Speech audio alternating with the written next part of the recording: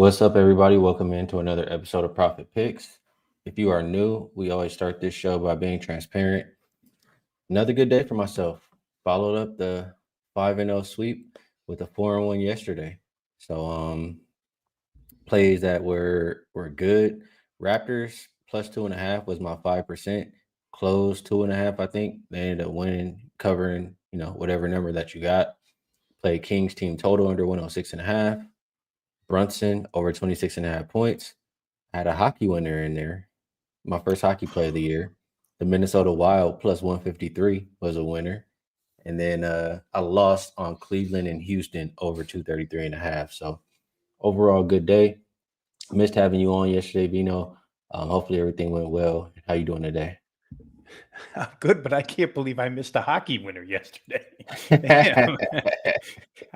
I gotta show up on these days. Yeah, NBA was 1-2 yesterday. Skee. The winner that I had was Toronto. I think you said that was your 5%. So glad I could ride your tailwinds there and get that one home. Had the Miami Heat team total over 120.5, only got to 110. That was no good. And then I had the Bulls. And I had a good number. I had 2.5, and they blow a 21-point fourth quarter lead with 9 minutes. Actually, fully blow the lead because Vucevic had to hit a 3 to win that game. So 1-2. Look forward to today, doing a little bit better. The college basketball was good yesterday again. Another 2-1. College hoops been good.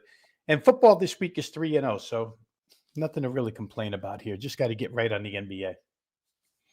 Well, we'll do our best to, we have a 4-game slate to do that with.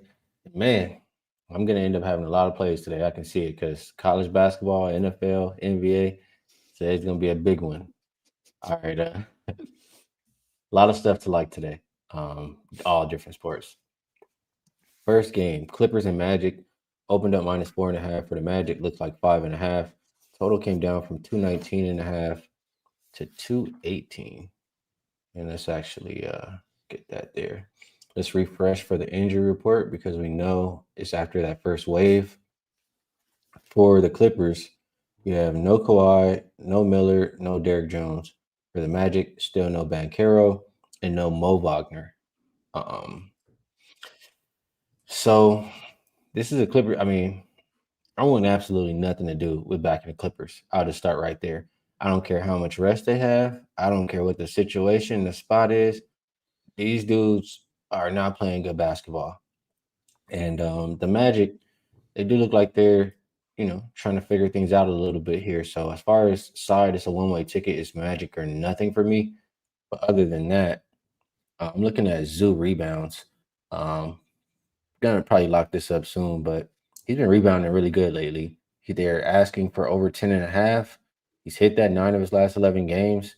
And Magic, not really a team that shoots a lot of threes to expect, too many long rebounds. I don't know. I just think Zoo has been playing well lately. I think they'll need him versus the Magic. I'm liking his rebounds at 10.5. Anything catching your attention, Clippers and Magic? Yeah, it's the one on this card, Skee, that I was not really interested in whatsoever. I'm with you. I don't really want to look at the Clippers side, even though they come off the win against Golden State. It's the fourth of a 7-game road trip for the Clips, so they probably needed to sleep for a couple of days to get ready for this one. Orlando, I just want to focus real fast on something you said about trying to figure it out. And it does look like, even without Banchero, they play hard every night at least now. It's not like what we saw at the beginning of the season where it was run up and down the floor and get outscored. It's been a little bit better. The win over Golden State the other night was nice. The competitive game against Houston without Banchero was really nice. That one went overtime. So I just think they're playing a little bit better right now. If I had to look, it would be Orlando's way. Line may have gotten out of range now because they did bet it up 4.5 to 6, but maybe not. I would prefer that side over the Clippers side. All right. Good stuff on that. What's up, Financially Free and Focused? Good to see all the usual suspects. Mark in the chat as well. KC, appreciate y'all tapping in. Brian H, I appreciate all of you guys. We'll move it over to Hawks and Spurs.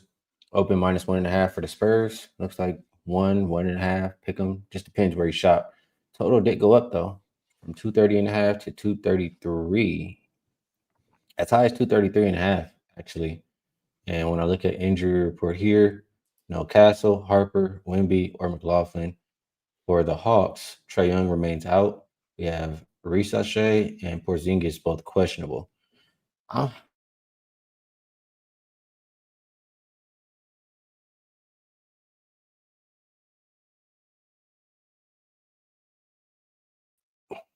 and if they do play, I mean, the Hawks have been playing really good basketball.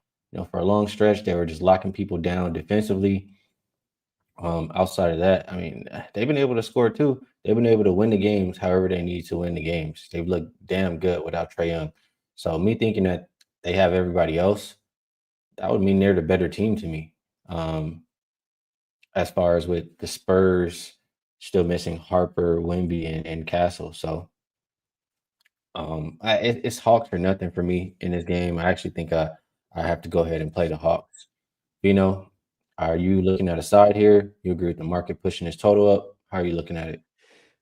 I can't disagree with the market pushing the total up, Ski, and I miss a lot of what you said. So if I repeat something you said, guys, I apologize. But I like the Hawks here, and a few reasons here. They do lose 120 to 112 to Detroit the other night, but it was the first home game off of that 4-game West Coast road trip. And even at 120 to 112, they still played them pretty tough in that game. They were without Porzingis, without Risa Shea.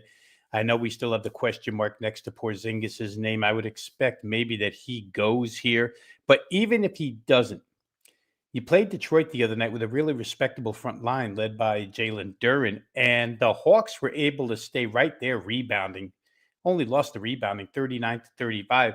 And the Spurs were absolutely destroyed by Memphis on the boards the other night. I'm not sure if you already referred to that, Ski, but 59 to 38, minus 21 on the boards against Memphis. Memphis got off 104 shots against that team.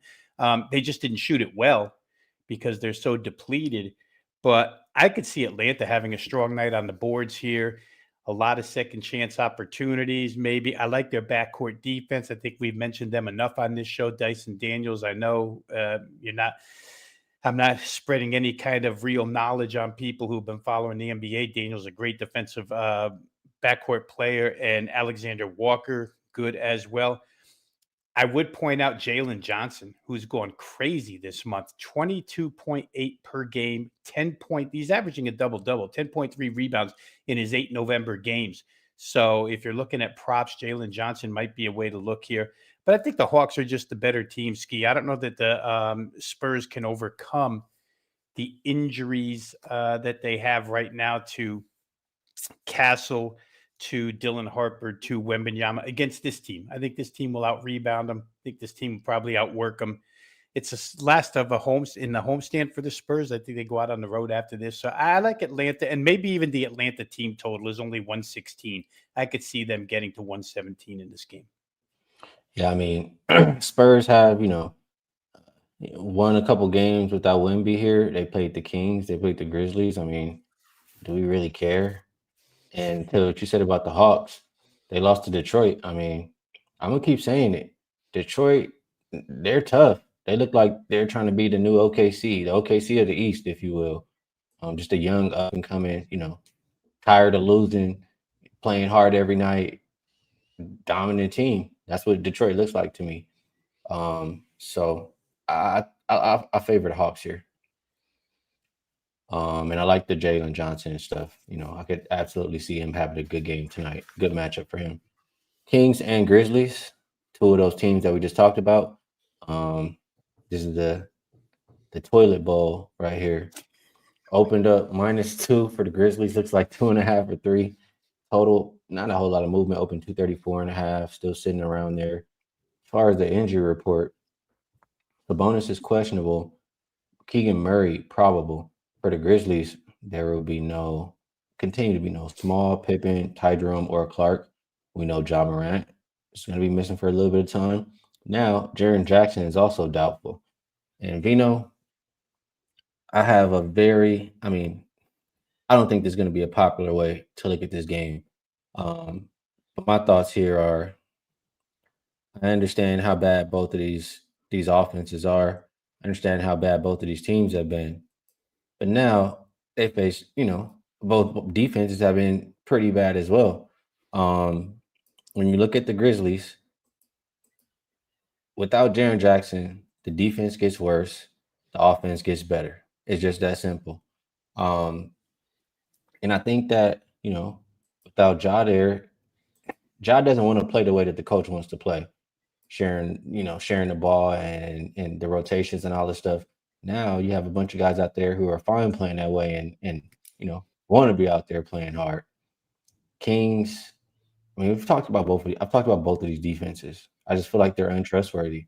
The Kings have gone 2-0 to the over on back-to-back so far this season. I don't see any defense being played in this game. That's what makes me think it gets up and over the total. You have a Grizzlies team that's stayed under by so many points every single game the past 5, 6, 7 games. We're still looking at a 230 something total. I think this one is the higher scoring game for these two teams. What do you think, Vino? Yeah, I'm going to be with you and say it might not be popular, but I would side with the Kings team total over. I wouldn't talk anybody off playing full game. Just the Jaren Jackson absence makes me wonder about some point production on the other side, although they do go fairly deep. Memphis, they've had to sustain these injuries. What bothers me about Memphis is what bothered me the other day, and it didn't, they certainly didn't cover the game. It wasn't as bad as I thought, but without the 3 point guards, right? They just have no point guard play. No Ty Jerome, um, no John Morant, no Scottie Pippen Jr. Vince Williams had 9 assists the other night, and I think they were 30 assists total, which isn't bad. But San Antonio again just played lousy defense in that game, and Memphis couldn't shoot. Even with Jaren Jackson, they shot 40% from the field. For the Kings, reason why you would want to look at Memphis scoring a lot of points here, it's the 4th road game in a 5-game trip. I'm sure they're a little bit road weary. It looks to me like Sabonis is going to come back. It's another reason why I like Kings total. Seems like they sat him out purposely first back-to-back last night. Probably said, we're not going to beat OKC. Let's just rest and throw this one in, and maybe we can go beat Memphis. That Doug Christie trying to save his job, maybe looking for any win he can get. So again, I wouldn't talk anybody off of full game over, but I think the Kings in this instance probably get enough. One thing that would bother me a little bit, and I don't know if there's a minutes restriction. I didn't see if there is one on Keegan Murray. It's a thumb injury, obviously, but working a new guy into the starting lineup, always an issue. We don't know how to answer that before the game starts. I can only tell afterwards. For me, it would probably be Kings team total over. 2 bad teams, 2 bad defenses, like you already mentioned. I just think the Kings have the superior offense in this one. Yeah, I would want to include both here. I will include both. I mean, Kings last 10 games allowing an average of 127 per game. I have to include that defense as well. The one of the easiest opponents that Grizzlies will look at in a while. So I like the over in this game. All right. Next game, last game for the NBA is Sixers and Bucks. This one opened up Sixers -1. We see them -2 or 2.5, depending where you shop. Total went down from 229.5 as low as 224.5. And for the injuries, I see Paul George probable, Embiid questionable. There will be no Bona or Oubre. For Milwaukee, no Giannis, KPJ, or Prince.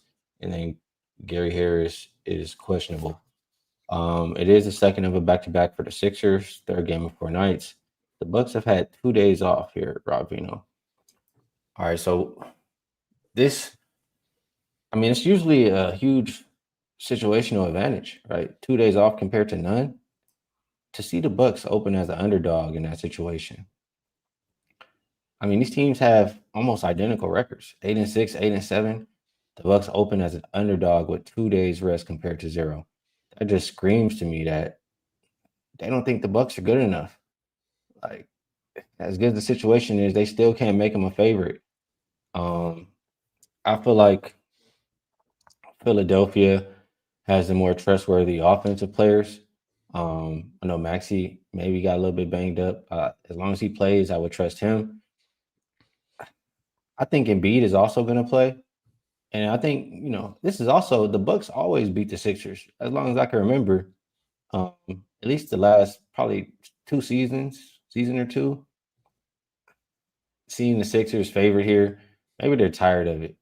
Hey, this is, let's go stand up and get a win, especially after losing last night. I'm thinking the Sixers are the right side. I think they open as a favorite for a reason. It's moving their way because Embiid is going to play and they're going to win. What do you think here, Vino? Well, I think that, they bet injuries so hard here, Skee. No Giannis, no bueno for Milwaukee. Nobody wants him. Everybody bet Philly. Giannis isn't, he's listed as out for this game. I think the wrong movement here is on the total. I don't see this game being any worse offensively with the injuries here. In fact, Sixers on back-to-back nights, defense could be a little less. Milwaukee certainly has types of guys that can score, even if Giannis doesn't play. He's ball dominant. He gets his points, certainly, but without him, I think they've learned to play without him quite a bit over the last couple of years. And for the Sixers side, one concern there for me would be the two energy guys, Oubre and Bona, not in the lineup at all. You lose their minutes, but still, they should be able to score against the Bucks. Skee, I don't see why not. I would look at this thing over 224.5. I think that's the wrong movement here. Open 229.5, been bet down hard, all the way down 5 points. If Embiid does go, maybe a shade slower pace, but still probably more scoring because Embiid will get his in the post. So for me, it's going to be up and over 224.5. This is one that's on my card. I think that they bet the injury situation here too steep, and it's time to push back a little bit against that move downward in the total. I feel you on that. And while I'm thinking, I also could, consider Sixers first half. They've really been a good first half team, and Bucks they've been getting off to slower starts as of late, really on the year. So Sixers first half or Sixers full game for me. Um, Maybe even just a split of both there. All right, that's the NBA card for today. We do have a Thursday night football game, so figure we can talk a little bit of that. That game looks like Buffalo Bills heading into Houston to take on the Texans. This one opened up -2.5. It says here for the Bills. Looks like 5.5 right now, and the total open 43. I'm seeing it as high as 44.5 right now. So some movement back up to the over. I know it was 43.5 and came down a little bit. It was 6 for Buffalo. This, I mean, if we had CJ Stroud, this would be an easy go run and take the Texans for me. But I can't deny, Mills has looked better than I have expected him to. Um, Now the Bills defense, better pass defense, not so good against the run. The problem is, do we really trust the Texans run game? They probably will still try just because it's the weakness, but I don't think the Texans really have a run game. Um, then on the flip side, the Bills are, usually a high scoring team, but this Texans team is the number one defense. Um, I can't see the Bills really running it up on the Texans. I mean, they can score, but I don't know. I disagree with the total going up from 43.5 to 44.5. And I want to try to make a case for the Texans to cover. It's hard with David Mills there. So lean probably more so under a little bit of Texans. How you viewing this one, Vito? This one's hard, Skee. I haven't played. I probably won't play. I don't want to lay these types of points or this type of points with Buffalo simply because I've seen that run defense at work. It's not good. Miami couldn't run for weeks until they played Buffalo, and Achan went absolutely crazy. Woody Marks, the new lead running back USC kid for Houston, has been fairly decent. And against that defense, they didn't do much to fortify it, if anything, at the trade deadline. We've referenced Ed Oliver's absence for the remainder of the season multiple times here. when we talk about Buffalo. It just doesn't get any better for them. I think the run game could be just enough to open things up for Davis Mills. Buffalo at this point in time does seem to be an over team. Just the fact that they can't stop anybody and the fact that Josh Allen finds his way to points. But I'm concerned as you are. The Houston defense is a real defense. I mean, and they get after the passer. I know Josh Allen gets out of trouble a lot, but this defense puts you under pressure quite a bit as well. And it's not a great wide receiving core for the Bills. So, like I say, I have too many counter arguments back and forth to actually make a play on this thing. Maybe in game for me. Maybe I sit and watch and see what's going on and then get there.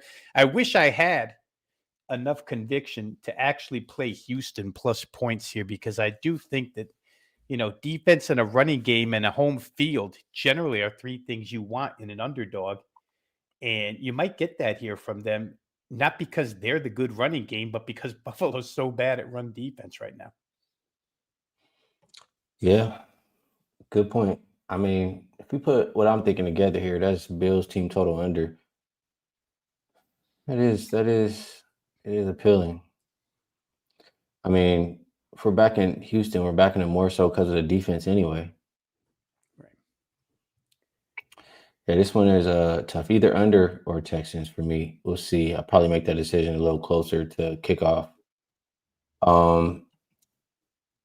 We usually just take a little look at NFL Week 12. I still honestly need a little bit more time, but let's see. We'll start. I don't see my team And on the we schedule even this week. and we can do a bunch tomorrow if you want to, Skee. If you need more time, no big deal. Well, one stands out to me right off the bat, and I disagree with the line move. That's Green Bay and Minnesota. It went from 5.5 to 6.5. And for Green Bay, they are at home. Listen, this Green Bay team, I'm kind of starting to become over it. Um, like they lost Kraft. Now Jacobs is banged up. Like this offense is taking too many hits. They already have looked bad for back-to-back weeks. Now they come in here and play the Vikings. They could very well look ahead to, they have Detroit on deck on Thursday. The Vikings, I feel like, and I can't remember the game exactly, but I feel like they were supposed to win that game last week, and the Bears somehow, squeaked it out. Or hopefully, I'm not mixing up the games, but the Bears are able to come back and win. Um, I think it's a big bounce back spot for the Vikings. I do think the Packers defense is solid, but that offense is just not good enough to lay 7 points. That's just how I feel. So, or 6.5. So I think it's a look ahead spot for these Packers for an offense that already just has too much going on. So I think the Vikings are the right side. How do you feel about it?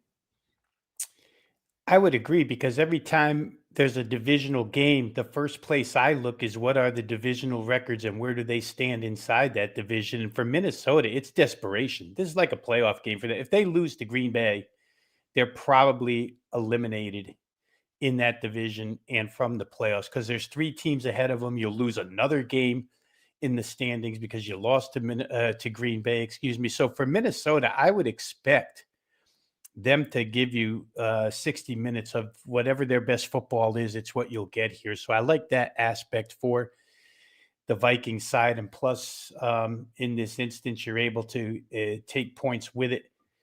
6.5 is a lot of points. And I'll say this, Skee, watching Green Bay and the Giants, as somebody who had Green Bay -7 against the Giants the other day, I have no idea where Micah Parsons was, where Rashawn Gary was, all these big defensive guys that they're supposed to have. And you're playing a team led by Jameis Winston, no receivers, no running backs, missing their top tackle, Evan Neal. And you can't stop the Giants from moving the football. I mean, on top of that, Green Bay missed a couple extra points. Their kicker's having a lot of trouble here. And when you're taking 6.5, an extra point can help you out. So for me, probably Minnesota. I could agree with you that, maybe there is a look ahead here to Detroit, because Green Bay could kind of afford to lose one and then come back and, if they were able to beat Detroit, they'd be right back where they started. It would be okay. But for Minnesota, they don't have that. It'll be okay. If they lose, it's not okay. So I'm going to give it a shot with Minnesota here. The dog and the total kind of correlate here because they bet this game down in Green Bay. I didn't check the weather report yet, but weather in Green Bay could be a reason why the number's coming down. But when you're taking 6.5 in a game totaled at 41, that's, a pretty good spot to take a dog plus 6.5, a low scoring game. You got a team in Green Bay that's not playing great offense right now. They do get, I think it's Jaden Reed, wide receiver, back possibly, or he's back at practice or something. But still, I haven't seen enough out of Green Bay. And I even questioned the defense a little bit after that showing against the Giants on Sunday. All right, this one I'm not going to say a whole lot, not very much at all. But just because you mentioned the Giants, I mean, it's hard for me to think Detroit doesn't just blow them out. I mean, it's after a very poor performance like that. I mean, we've seen Detroit off a loss, Detroit at home. I could see Winston just throwing hella picks, Detroit scoring at will, probably gets up over the total, and Detroit covers. Any thoughts on that? Yeah, Dan Campbell's got some outrageously good point spread mark. I won't quote it here because I forget what it is, but he's really, really good off a loss. And last thing I'll say on it is, listen, Detroit was 0 for 5 on fourth down conversions against the Eagles the other day. And we're still a referee call at the end of the game from getting the ball back and maybe tying that thing 16-9. Their defense played great. Their offense isn't going to get stoned 5 times on fourth down by the Giants. So I'm with you there. I mean, it's up to 10.5, but Detroit could win that game by 21, honestly. All right, another game that I'm only just going to mention really brief. There's two more that I'm really looking at, but this one I have to mention. New England and Cincinnati.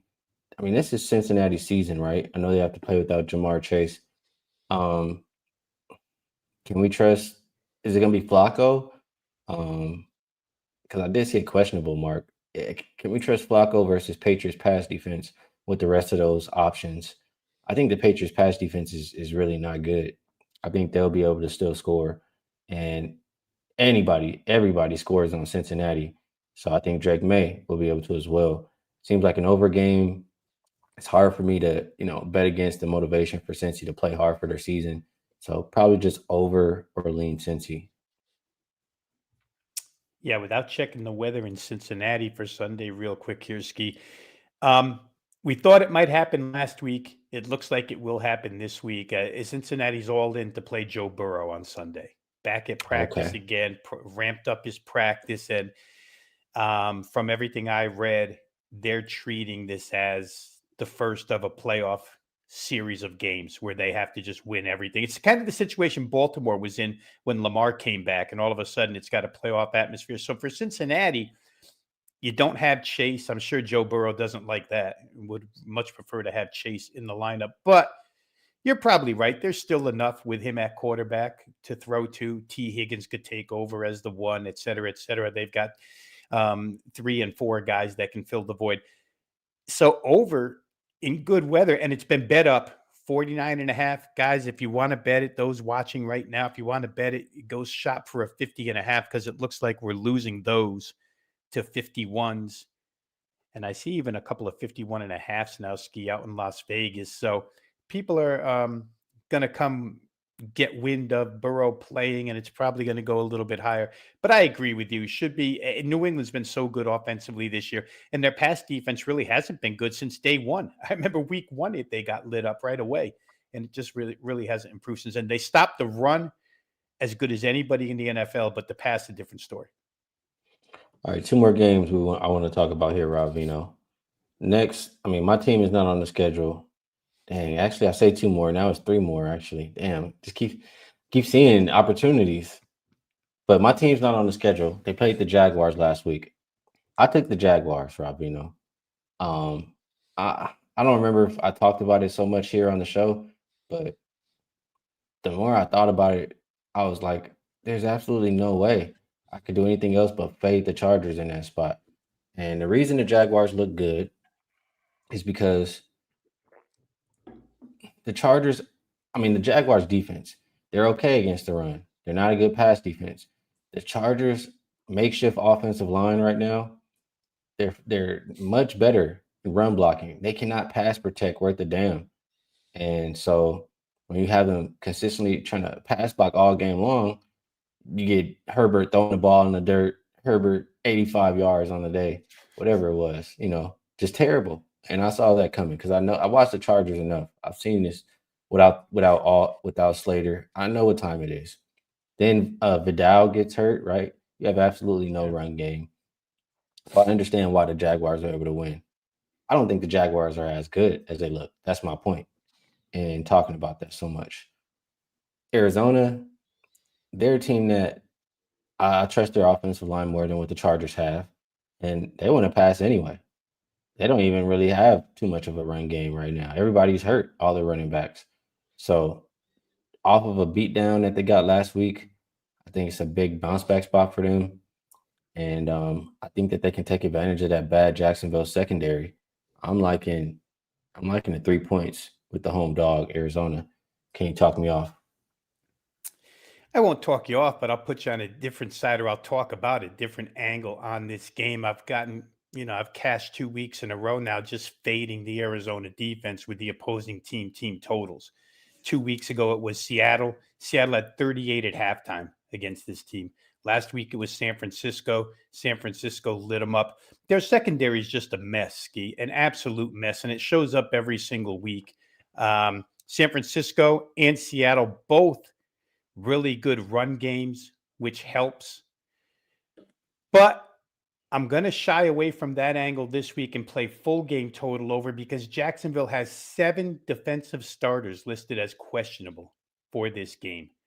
And even if if all 7 play and they're a little banged up, Arizona should move the ball. Jacoby Brissett, they gave up 38 a couple of weeks ago to Seattle, but Seattle was in his face from the get-go. I think a couple of those might have been defensive touchdowns or defensive takeaways that led to touchdowns for the Seahawks.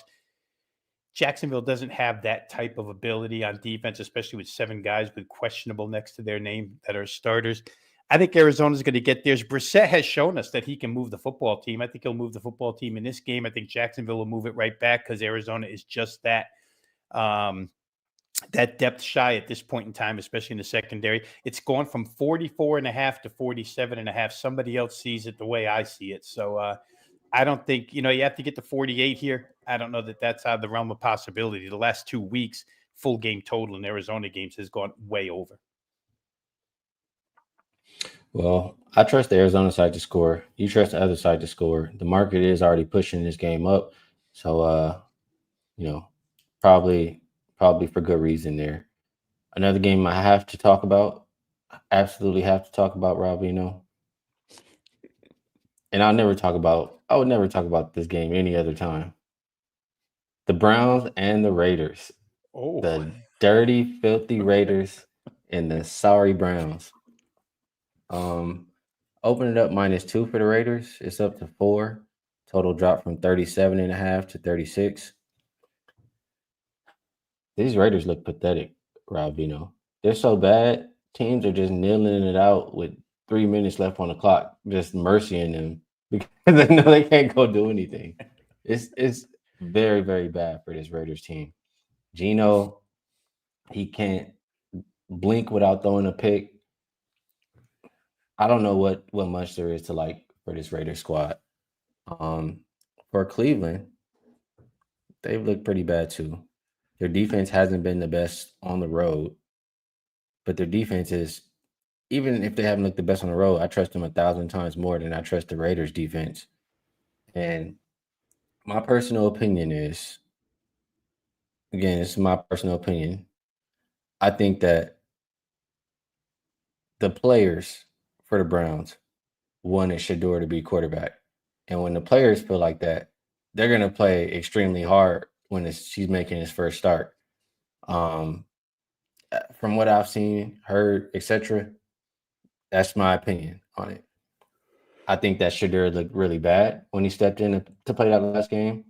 I think he looked bad because he didn't have any practice reps with anybody. Now you get a full week knowing you're going to be the starting quarterback and play with that the first set of guys, and I think Shador is a good quarterback. So, better defense, team more motivated, Raiders ready to quit. And I forget exactly what Genty said, but Genty said something that just makes me think like he's just over this. Like he's not used to losing like this. It's just bad vibes over there for the Raiders versus good vibes with the Browns. I like the Browns. What do you think, Rob Veno? Well, I could agree with you. And some of it's guesswork, but I agree with you like 99.9%. First thing is the Browns played the Ravens pretty tough last week, Ski. This is a huge step down in class. You go from the Ravens to the Raiders. The Ravens are playing for their playoff lives.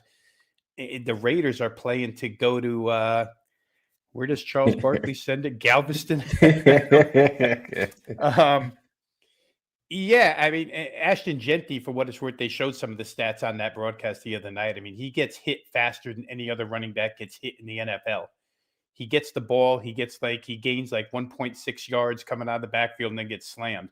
So first contact, he's getting hit. You're right, he's not used to that. Myles Garrett against Geno Smith, yikes. Mm-hmm. And We Myles know if he Garrett gets a is little having pressure, he's gonna and they just don't have the kind of receiving group to help him out a ton. The tight end's the best receiver on the team. Obviously, Brock Bowers. That's why they play two tight ends with Michael Mayer. So I could see Garrett, who's having a defensive player of the year type of season, wreaking havoc here against the Raiders. And then the last thing, I'll address what you said about Shador. Listen, it can't get any worse. 4 of 17 with no first team reps against the Ravens defense, which has been playing better. That's hard. Now the Raiders, you're going to get a full week of practice with the first teamers. And if in fact the team does want Shador to be the starting quarterback, this is their chance because the head coach, Kevin Stefanski, already announced when Dylan Gabriel's able to clear concussion protocol, he's our starter again. But you could change that mindset right away of a head coach by going out and looking good offensively and playing well for Shador in this contest. So if they do want to rally behind him, then it should be a good offensive game. Certainly the Raiders don't have much to stop them. Poor Max Crosby is a Pro Bowl pass rusher who can't get near the quarterback because the rest of the line stinks so bad. All they have to do is, double team Crosby and it's case closed. So for me, it would be Cleveland here. I don't understand the move up, Ski. I guess there's just a lot of Oh, I money understand it. I that thinks understand it. Shador is going to fall Yes. on his face again. Yes. That's what it is, right? All these people who've been talking all this shit from the Yeah. draft they're just so happy, Shador shouldn't okay. We're gonna find out this week. I can't wait, Rob. Yeah, I mean, they could be right, but putting that aside, they could be wrong. And Cleveland's just a better team at this point. I mean, I would take their defense +4 against Geno and that offense and feel comfortable. So I'm with you on that game. I know for a fact. I know the people specifically who say this shit. They say Shador was never going to start a game. Shador is not an NFL. Blah blah. These people are salivating to go fucking bet against Shador right now, Rob Veno. I'm gonna be right there on the other side with that +4, and I'm gonna be talking shit right after too. This could be another Lamar Jackson situation with the chat room. Oh, it's gonna be worse than that, Rob. It's gonna be real bad. There's some people I haven't talked to in a long time that's gonna be hearing from me. They might want to turn their phones off. All right, man, I really could shut it down. I mean, I have to mention because I might not even want to talk about the rest of the games tomorrow. The rest of them are kind of shitty, honestly. But Kansas City and Indy, I mean, that's a huge game. It opened 4.5. It's dropped to 3.5, looking like I see 3 popping up. It's Kansas City. I mean, I thought they were good. Are they good still? They have a lot of weapons. How do you look that bad versus Bo Nix and the Broncos? I don't understand. I like to think they're better than that. They're facing any other team besides the Colts. I probably am running to the window, but and you can correct me if I'm wrong, but from what over the years, I don't think the Chiefs are very good against the run. And You got a very good offensive line. You got Jonathan Taylor. I don't think that's a good matchup. So I can't run to the window and bet the Chiefs like I normally would. I think the Chiefs are in danger zone right now, Rob Veno. I'm just curious if you're viewing it that way.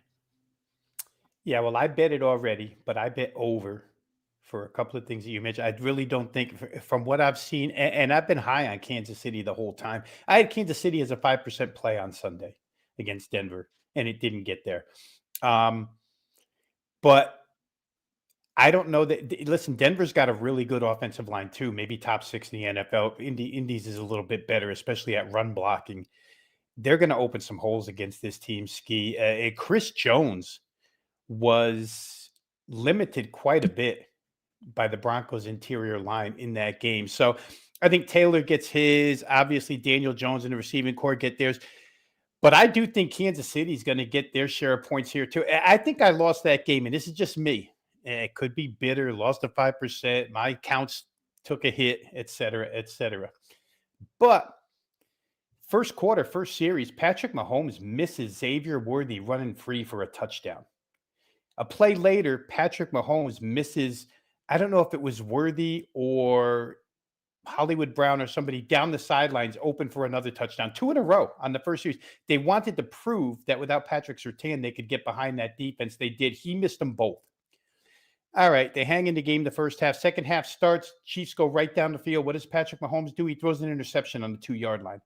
Really, that whole game, could blame KC all I want, but the quarterback, who's supposed to be the best guy on that team, screwed up both of those drives and opportunities for Kansas City to see some momentum. Here they're home in Arrowhead versus a lesser defense. Those completions are going to happen. I would argue till the cows come home that those completions deep are going to happen. And KC probably feels that torch underneath their rear ends right now. We got to win a game. I think points will be scored quite frequently in that game on Sunday. So Indy doesn't mind getting caught in a high-scoring game. Kansas City probably doesn't mind getting caught in a high-scoring game. 49.5 looks too low. All right, good stuff, Vino. I think we did a good enough job here today. So we'll just remind everybody, since we did talk a little bit of football, Weekend Warrior. You can always take advantage of that. You'll get every football play Saturday, Sunday, and Monday Night Football for only $49. Now, if you want to look at a little bit of basketball, not football, you can get the full court all access pass, 3 days above college basketball and NBA, only $49. And heating up here over here in the NBA. I think I've hit 15 of my last 21. 10 days of picks for less than $10 per day. Maybe you want NFL and basketball. This could be a way to take advantage of both right there for a little longer term. And if you like longer term, even longer than that, you can take $500 off a 1-year pass. Comes out to just $125 a month. And if you go get Rob Veno for a year, you'll receive a 25% bonus coupon. You can come check out what I have going as well. So, Vino, I'd like to think that was a sufficient job doing some promos. If you have anything else you would like to promote, feel free. And if you have a best bet for the show, we'd love to hear it. You are getting so good at sales and marketing, Skee. It's scary almost over here listening to you. How good you did that and how thorough of a job that was. You covered everything that's offered at Wager Talk. I would just add that the NFL has still been really kind to me, and football in general is off to a 3-0 start this week, counting the Monday and Tuesday games. So again, football and college basketball have been good over here.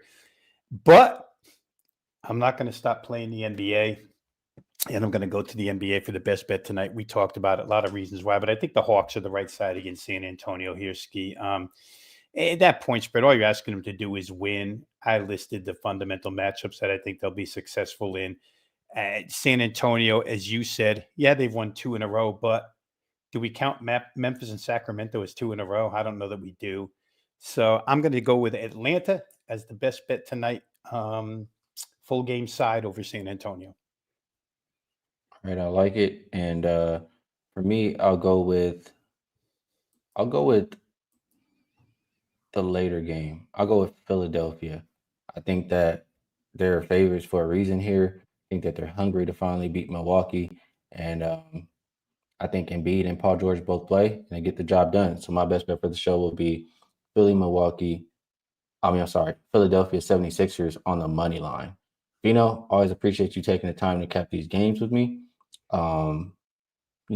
Definitely helps my process. I'm sure you help everybody else. People in the chat, appreciate you guys. Good cappers, good people, and we're all just trying to help each other win. So we'll do so again tomorrow. Best of luck, everybody, on all your action tonight.